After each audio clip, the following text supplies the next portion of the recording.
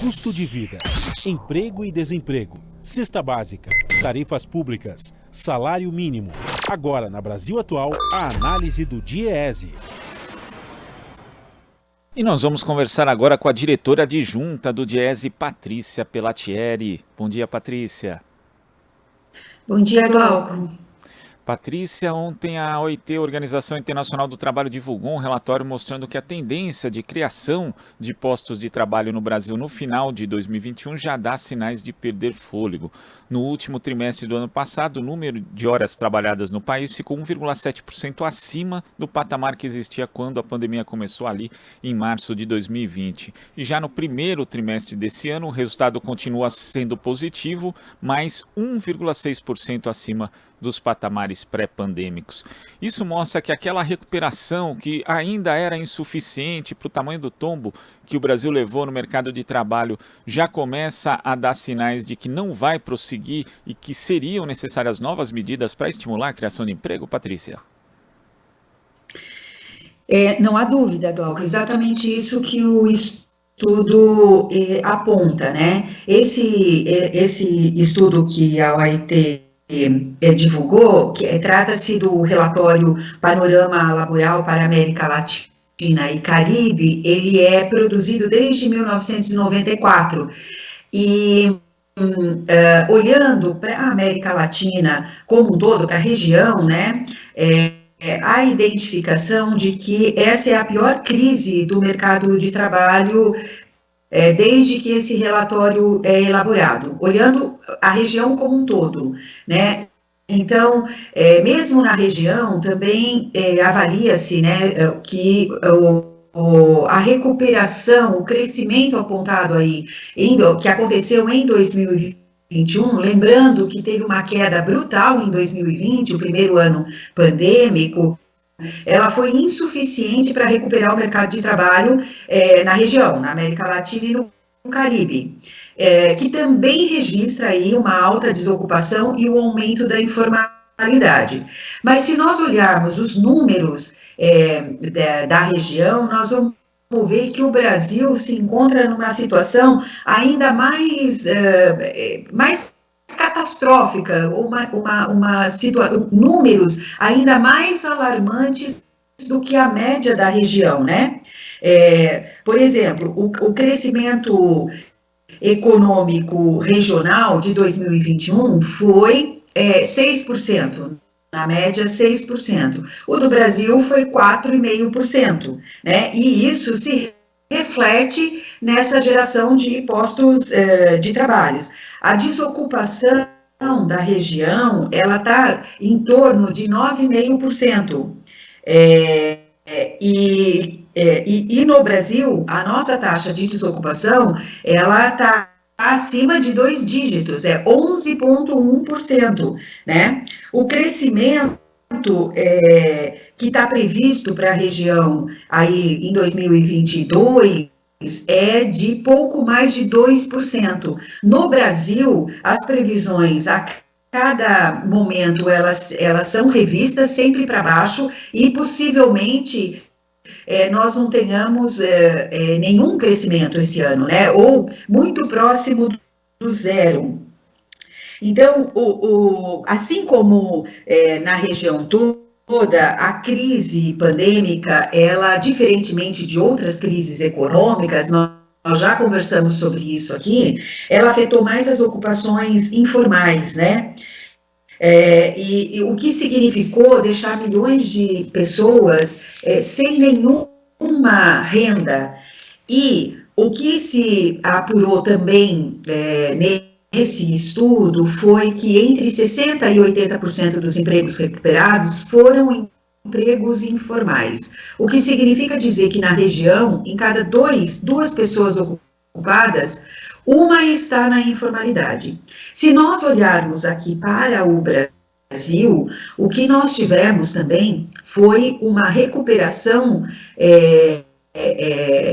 essa recuperação da atividade econômica, ela se refletiu em postos de trabalho mais precarizados e tanto postos com menos horas de trabalho, subocupação, como a grande parte, mais de 80%, de postos de trabalho informais, né? Além disso, o que nós identificamos, e que também o estudo da ONU identifica na região, mas nós identificamos com maior severidade no Brasil, é o aprofundamento das desigualdades que já demarcam o mercado de trabalho brasileiro, né? Então, assim, a taxa de desocupação, de desemprego geral, ela é de 11,1%, mas quando nós olhamos para a taxa de desemprego dos homens, ela fica em 9,1%, e o das mulheres de 13,7%.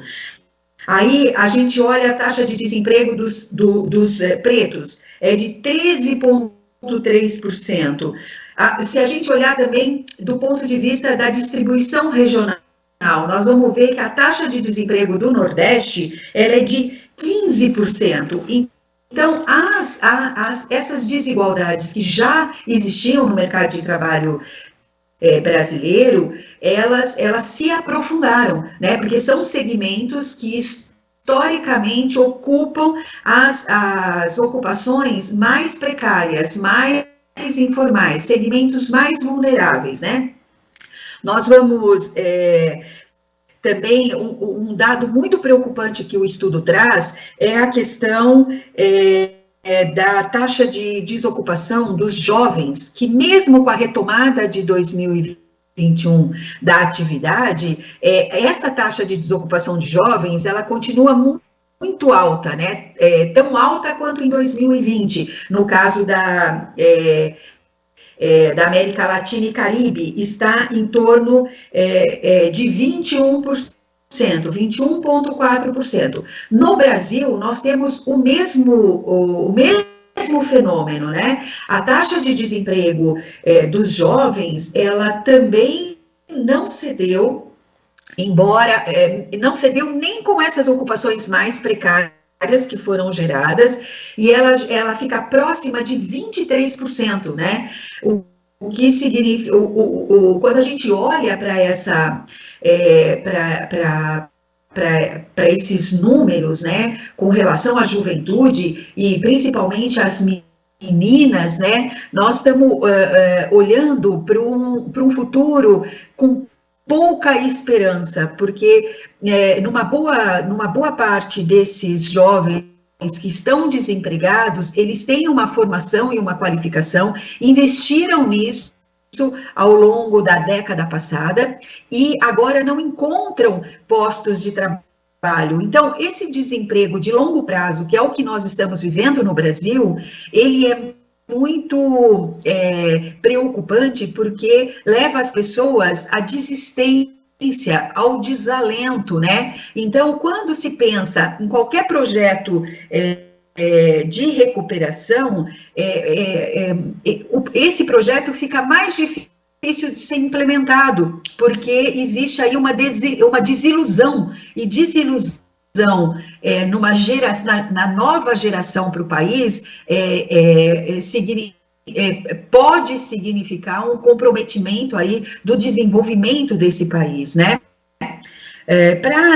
Caminhando aqui para as conclusões, o estudo aponta, e a gente também vem apontando isso, inclusive as centrais sindicais elaboraram um caderno de propostas. É necessário adotar uma agenda mais ampla de políticas de grande alcance, centrando aí na questão da criação, da geração de emprego de qualidade, de emprego formal. Então, é preciso uma atuação muito contundente, o mais rapidamente possível, para que a gente consiga reverter essa tragédia que nós estamos vivendo no mercado de trabalho regional e, mais especialmente, no mercado de trabalho brasileiro.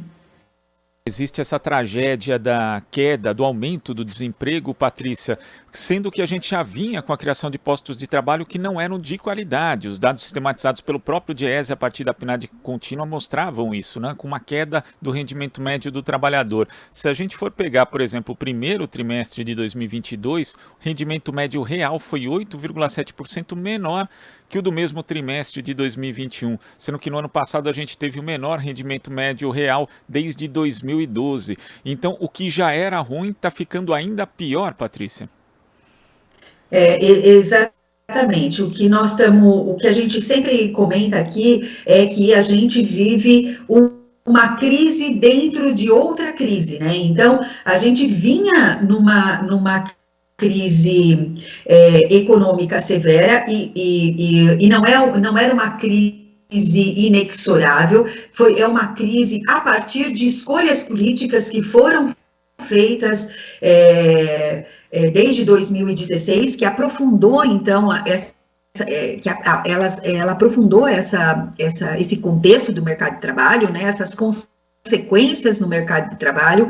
Então, a reforma trabalhista, a reforma previdenciária, tudo isso transformou os postos de trabalho em postos de trabalho muito precários. A gente já vinha sem crescimento econômico, né? A gente vinha numa estagnação e a crise pandêmica chega no Brasil já com o Brasil numa situação muito complicada em termos de mercado de trabalho.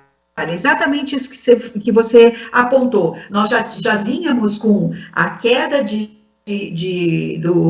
da formalização, dos empregos formais, a geração de postos de trabalho muito precários, uma subocupação por insuficiência de horas enorme, muita flexibilização, consequente queda severa na renda dos trabalhadores e trabalhadoras, e a crise aprofundou todas essas mazelas que a gente já vinha vivendo. Então, quando a gente olha e diz, olha, a taxa de desemprego, a atividade econômica está mais ou menos nos patamares pré-crise, significa dizer que a situação está muito ruim. E ela não está exatamente igual, porque a precarização se aprofundou, assim como as desigualdades, quando a gente coloca a variável de gênero, a variável de faixa etária, a variável de raça, cor, aí e a própria regionalização, nós vamos ver que a situação que já era ruim em 2019 e não estávamos em crescimento, é bom a gente retomar isso, não tinha nenhum indicador que apontasse que o Brasil estava retomando o desenvolvimento e o crescimento econômico. A situação hoje é ainda pior do que era 2019.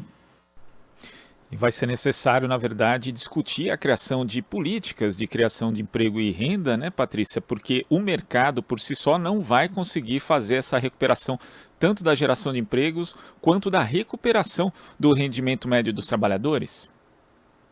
Não tenha dúvida. O crescimento econômico, ele é uma condição para se discutir a geração de empregos de qualidade, com melhor rendimento. Mas ele é absolutamente insuficiente, não é natural. É preciso que haja políticas públicas com intencionalidade de gerar empregos de qualidade e melhorar o rendimento. Então, a retomada de políticas como o da valorização do salário mínimo, ela é muito necessária. É preciso discutir com seriedade a questão da redução da jornada, uma vez que nós temos aí uma introdução muito mais acelerada da transição digital, né, dessa automação que acaba, que não só muda a estrutura ocupacional, como também ela intensifica as jornadas de trabalho para quem está ocupado. Então, é preciso discutir a questão da redução da jornada de trabalho com seriedade. Além disso, Glauco, acho que é fundamental a gente